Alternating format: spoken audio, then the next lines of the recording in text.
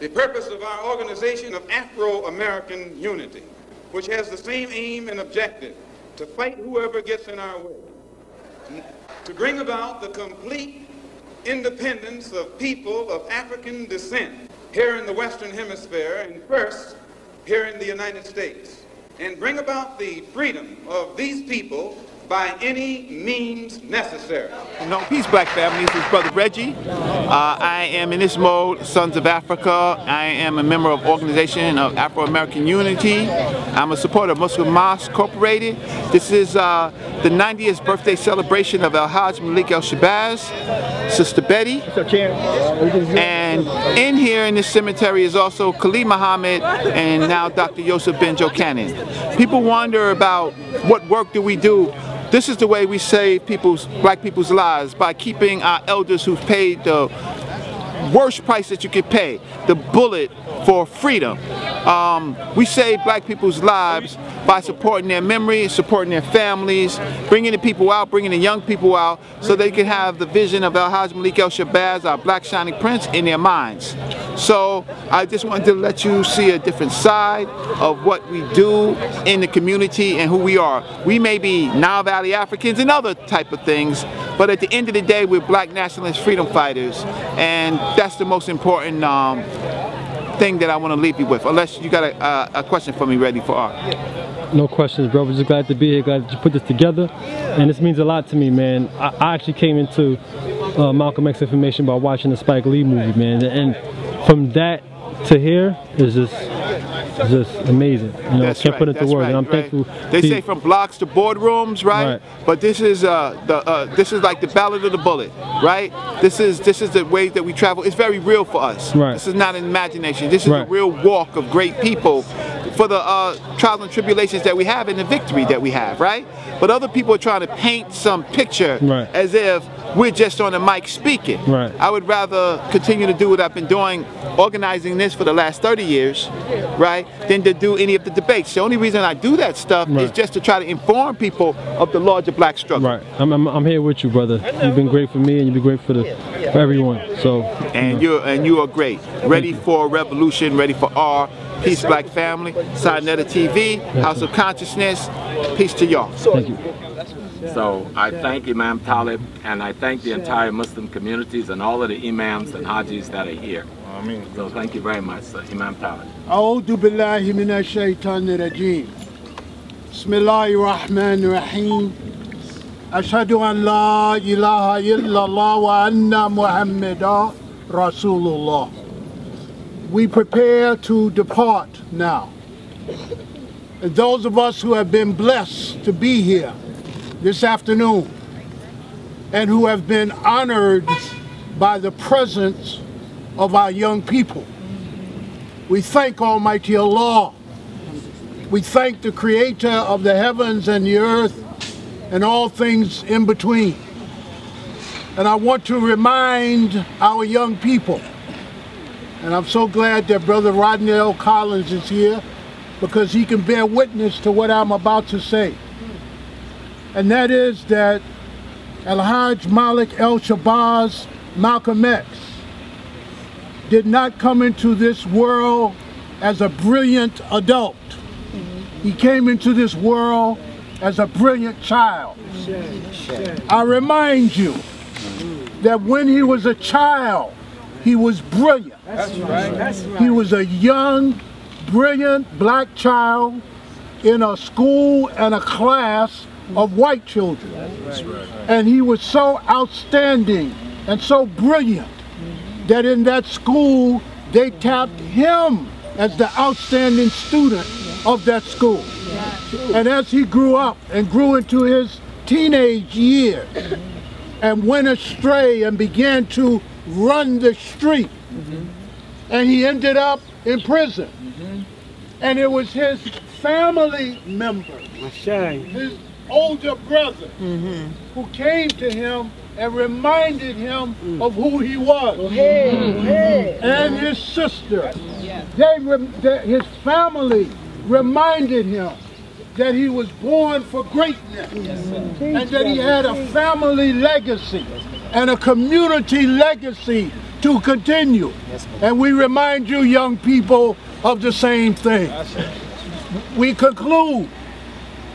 I heard Dr. Jeffries, as I look at Dr. Jeffries and Dr. Small, I'm reminded of the Akan language. You're always quoting something in Akan.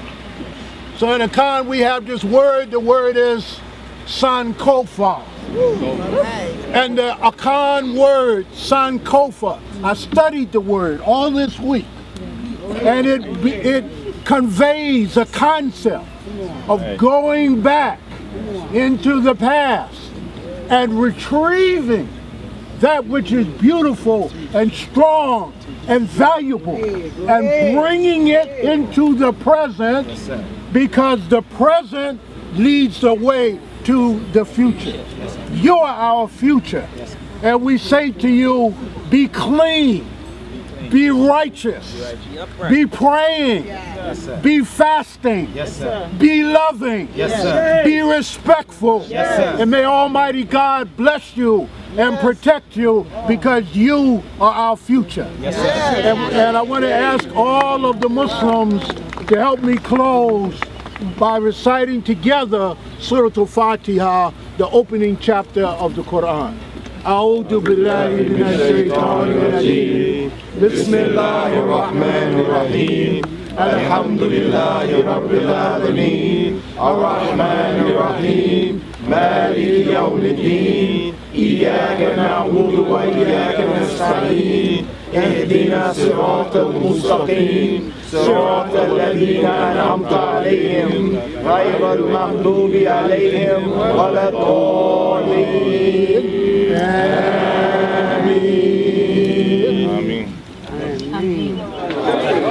Yo, peace and dark matter. This is Ashe SJ. I'm out here with my life partner, my Empress, Rachel, Nadu out here. We out here at the Malcolm X, you know, the tribute, the honor, El Malik Shabazz. You know, it's a great event out here, beautiful day. You know what I mean? I want to say Ashe to the ancestor. We out here, I put my quartz in the soil and the earth. You know what I mean? Everything is great, man. So we just got to take what the ancestor taught us and move forward. We out here, the sun just started shining, baby. Our hand is ready for all. Malcolm X was a phenomenal brother who we must teach our children about. We must speak his name to have him live again. We must continue to do the things that Malcolm X taught us so that we can continue in that spirit, that vein of struggle, of freedom, of liberation for our people. He was the seed planted in me. They laid him in the ground, but the seed was birthed in me, it was birthed in her, and it was birthed in her. So he will never die. We as blacks and as women embody the spirit of Malcolm X. To me, he is my hero, my everything. Had it not been for Malcolm X, my head wouldn't be on straight. So I owe him my life. I love Malcolm X. I have introduced my children to Malcolm X at a very young age, Al-Hajj Malik Shabazz. I've just been following him, and I just love his spirit, his family. We met a lot of his daughters, and I'm kind of moved right now, so I don't have too much more to say, but we love Malcolm. We love Malcolm. I'm Ronnie. I'm just here celebrating the greatness of Malcolm X, who was our black messiah, our Christ. Taught me to stand on my square. I've read his book 4 times, and peace to his family, his mother, his father, his children, his grandchildren. Peace to the legacy he left for us black people, black power. Thank you. This was an artist that was standing up when most of them were scared to death of losing money. Paul Robeson was taking a stand. In the name of those brothers and sisters who came before us, we say Ashe. Ashe. We pour libations here for Brother Paul Robeson, someone who not only was a great singer, but was a great activist and struggle for the transformation of our communities. Ashe. Ashe.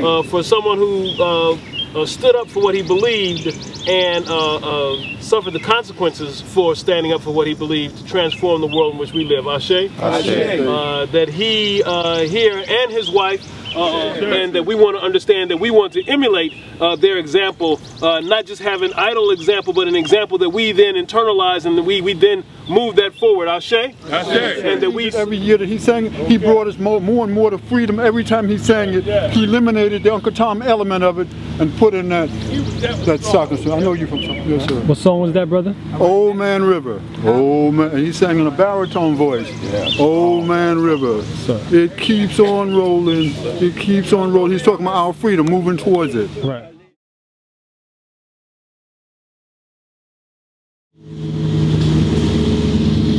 Black power. Black power. We're gonna open up the ceremony with a libation. And my brother, what's your name? Dr. Kabani. Dr. Kabani is gonna do a libation for the Honorable Dr. Khalid Abdul Muhammad today.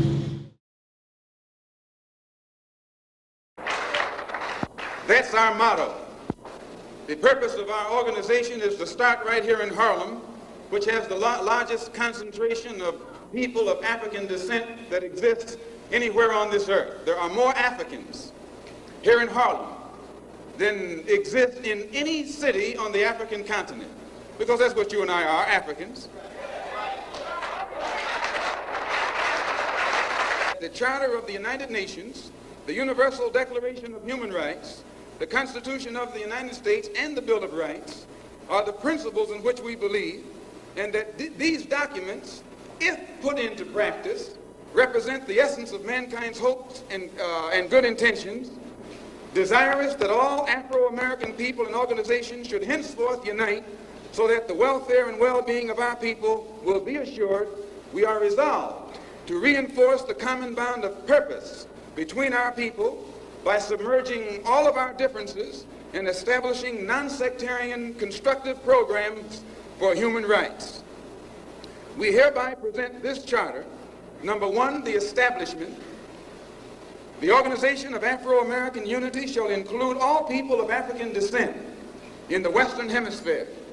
In essence, what it is saying, instead of you and me running around here seeking allies in our struggle for freedom, in the Irish neighborhood or the Jewish neighborhood or the Italian neighborhood, we need to seek some allies among people who look something like we do. And once we get their allies, it's time out for you and me to stop running away from the wolf right into the arms of the fox, looking for some kind of help. That's a drag.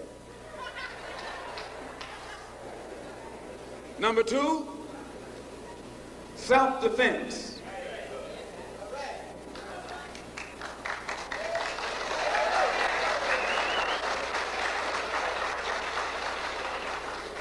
Since self-preservation is the first law of nature, we assert the Afro-Americans' right to self-defense. The Constitution of the United States of America clearly affirms the right of every American citizen to bear arms. And as Americans, we will not give up a single right guaranteed under the Constitution. The history of unpunished violence against our people clearly indicates that we must be prepared to defend ourselves, or we will continue to be a defenseless people at the mercy of a ruthless and violent racist mob.